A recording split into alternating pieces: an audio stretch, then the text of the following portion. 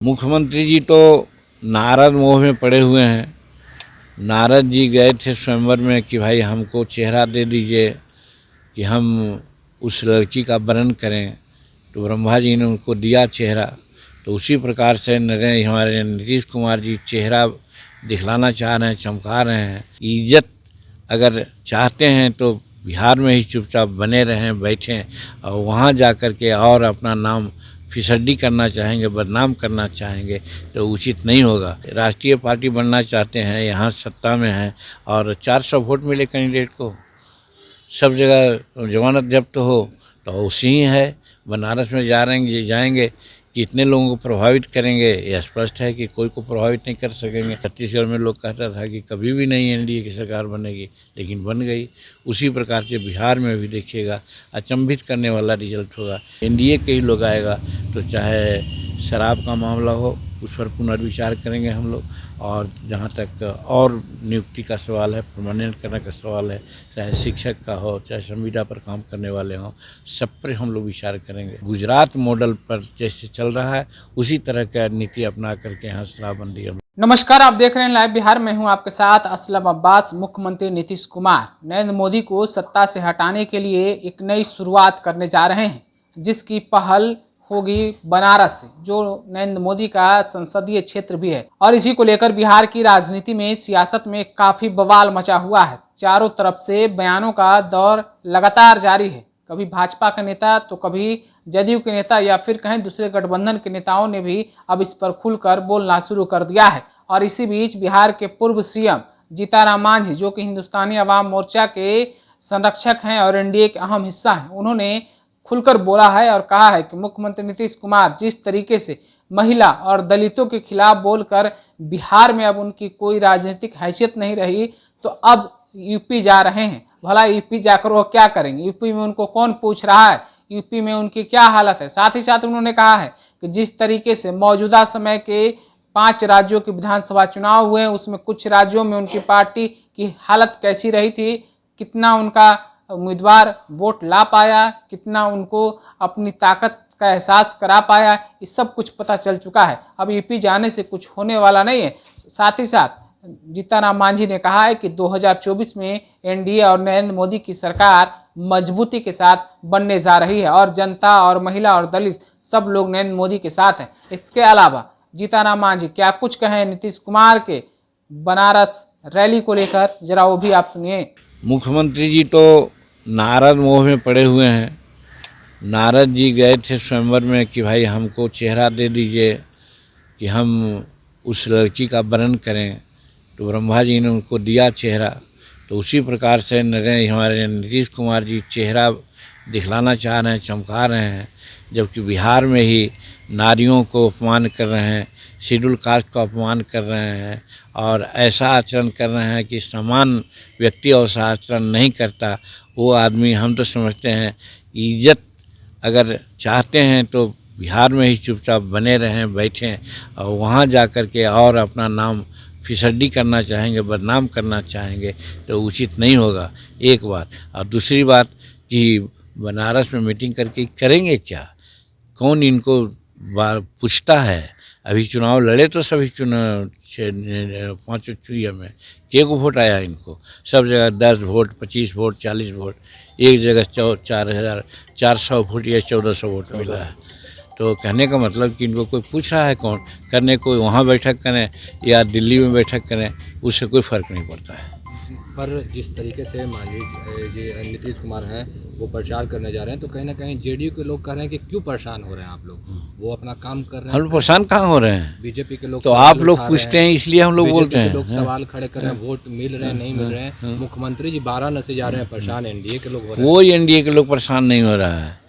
यदि वो अपना नाम को ही और बदनाम करना चाहते हैं तो अच्छी बात है। चुनाव लड़ने के गए थे तो कौन कह रहा था कि काहे चुनाव लड़ने जा रहे हैं? कोई कहा था? लेकिन सोचना चाहिए कि राष्ट्रीय पार्टी बनना चाहते हैं, यहाँ सत्ता में हैं और 400 वोट मिले कैंडिडेट को, सब जगह जमानत जब्त हो तो उसी ही है। बनारस में जाएंगे कितने लोगों को प्रभावित करेंगे यह स्पष्ट है कि कोई को प्रभावित नहीं कर सकेंगे।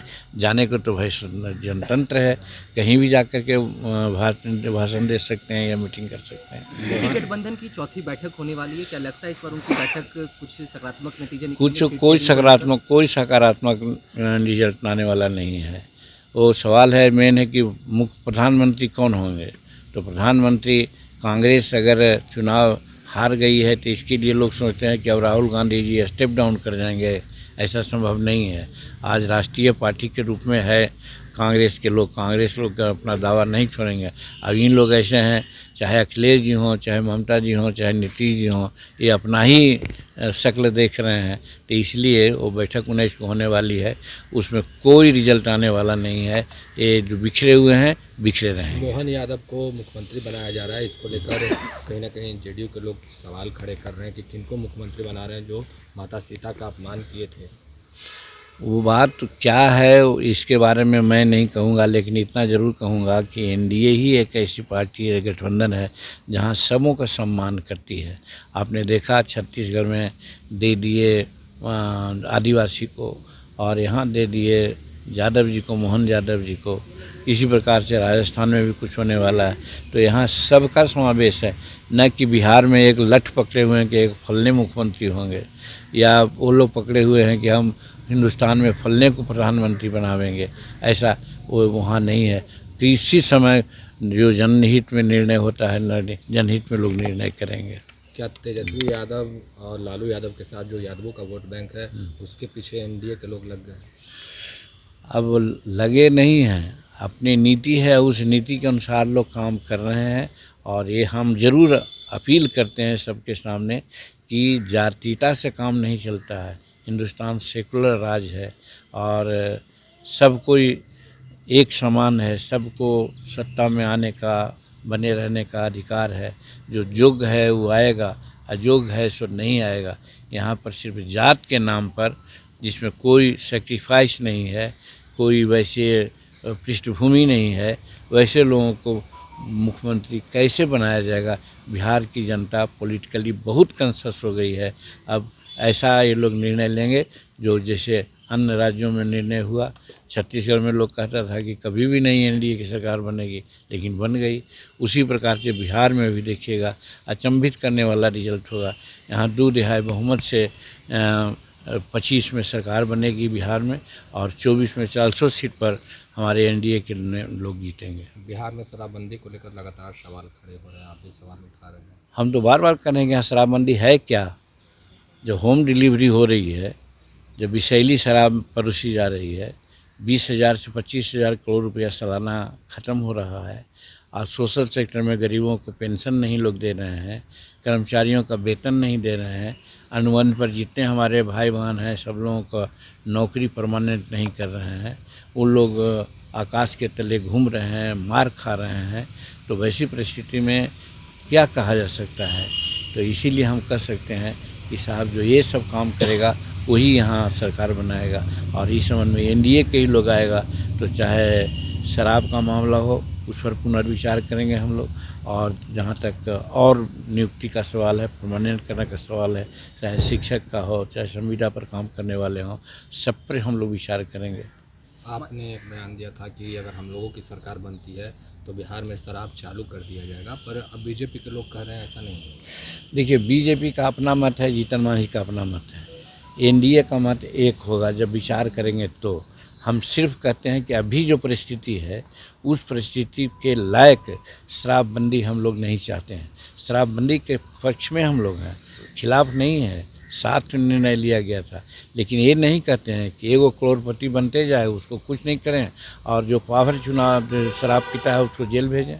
आज 4 लाख या 5 लाख शराब केस में हैं, उसमें 3 लाख गरीबे लोग जेल के शिकंजे में हैं या कानूनी कार्रवाई के शिकंजे में हैं। ऐसा हम लोग नीति नहीं चाहेंगे। हम लोग यही चाहेंगे या तो उसको हटा देंगे, और नहीं तो आज गुजरात मॉडल पर जैसे चल रहा है उसी तरह का नीति अपना करके यहाँ शराबबंदी। तो अभी आपने जीतनराम मांझी को सुना है किस तरीके से वो बोल रहे थे। उनका साफ साफ कहना था कि नीतीश कुमार का अब राजनीतिक अस्तित्व भी खत्म हो चुका है, अब कुछ बचा नहीं है।